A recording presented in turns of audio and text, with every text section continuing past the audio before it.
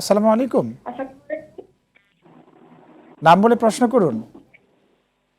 হ্যাঁ, হুজুর আমি হচ্ছে মসজিদে নামাজে যাই, ঠিক আছে, জুমার করি তো আসলে মেয়েরা মসজিদে জুমার নামাজ কিভাবে আদায় করবে ওকে। এটা মানে বিস্তারিত জানাবেন। আর আরেকটা প্রশ্ন সেটা হচ্ছে একটা মানুষ যদি রেগুলার স্বপ্নে দেখে যে সে স্কুলে যাচ্ছে, তো এটা কি কোনো ভালো দিক বা খারাপ দিক আছে কিনা সেটা একটু মানুষটার জানাবেন। বয়স কত? মানুষটার বয়স কত যে রেগুলার স্বপ্নটা দেখছে?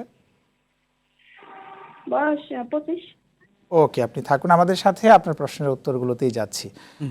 জি ওস্তাদ, যে উনি জুমার নামাজ যদি হচ্ছে মসজিদে গিয়ে পড়ে, সেই ক্ষেত্রে পড়ার বিধানটা কি মহিলাদের ক্ষেত্রে? এখানে মহিলাদের ক্ষেত্রে আসলে যে আমাদের দেশে এখন তো অনেক মসজিদ আছে, আমি বিদেশে বহু জায়গায় দেখেছি যে মসজিদে প্রত্যেকটা মসজিদেই মহিলাদের জন্য একটা আলাদা ব্যবস্থা আছে। আমাদের দেশে কিন্তু অনেক মসজিদ এখন নতুন করে তৈরি হচ্ছে যেগুলোতে মসজিদে মহিলাদের আলাদা ব্যবস্থা আছে।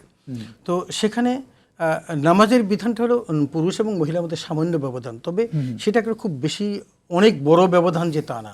তো রাসূল সাল্লাল্লাহু আলাইহি ওয়াসাল্লাম বলেছেন সল্লু কামা রাআইতুমুনি উসাল্লি, নবীজিকে যেভাবে নামাজ পড়তে দেখেছি সেভাবে পড়া। এখন শারীরিক গঠনের কারণে সামান্য কিছু কিছু ব্যত্যয় যেগুলো ফরজ ওয়াজিবের ক্ষেত্রে নয়, তো সেই ক্ষেত্রে এগুলো আমরা যেভাবে রাসূল সাল্লাল্লাহু আলাইহি ওয়াসাল্লাম বলেছেন ঠিক সেভাবে আমরা নামাজ পড়বো। নামাজের মধ্যে খুব বেশি বিতর্কর কোনো বিষয় নেই, শুধু শারীরিক গঠনের জন্য যেগুলো আমাদের অবলম্বন করা দরকার সিজদার ক্ষেত্রে, রুকুর ক্ষেত্রে, এগুলো ছাড়া অন্য কোনো সমস্যা নেই।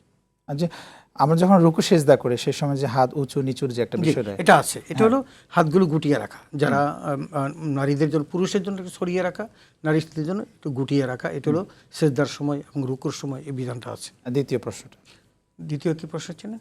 দ্বিতীয় প্রশ্নটাও উনি আমাদের থেকে জানতে চেয়েছেন যে বয়সের ক্ষেত্রে যখন একজন কেউ একজন স্বপ্নে দেখেন যে স্বপ্নের কথাটা বলছিলেন যে আচ্ছা, স্বপ্নের বিষয়টা আমি একটু বলি। স্বপ্নে উনি হচ্ছে স্কুলে আসা যাওয়ার বিষয়টা, যে উনি স্বপ্ন দেখছেন যে উনি স্কুলে যাচ্ছেন, স্বপ্ন দেখছেন স্কুলে এখানে আমি যাচ্ছেন। এটাকে দুই ভাগে ব্যাখ্যা করব। প্রথমত ব্যাখ্যা যেটা, সেটা হলো স্বপ্ন ভালো কি মন্দ এটা নির্ণয় করার জন্য ইমাম জুহরি একটা ফয়সালা বলেছেন। সেটা হলো এই, কোনো ব্যক্তি যদি স্বপ্ন দেখেন এবং স্বপ্ন থেকে ঘুম থেকে জাগ্রত হওয়ার পর যদি তার মনে হয় যে স্বপ্নটা ভালো, তাহলে স্বপ্ন ভালো।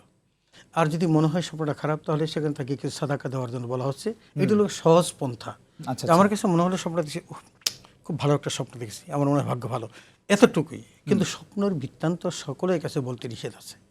সবার কাছে স্বপ্নের কথা বলা যাবে না। যেহেতু ইনি নিয়মিতই স্বপ্ন দেখছিলেন এবং স্কুলে যাচ্ছেন, শিক্ষা অর্জনের জন্য, সেখানে শিক্ষা অর্জনে যাচ্ছেন, তাহলে তার এলএম চর্চা করার একটা ভালো স্বপ্ন দেখছেন এবং সেখানে এলএম চর্চার দিকে তাকে আগ্রহান্বিত করা বা তাকে ডাকা হচ্ছে এমনটি মনে করা হচ্ছে। জাযাকাল্লাহ, খুব চমৎকার আপনি বলছেন।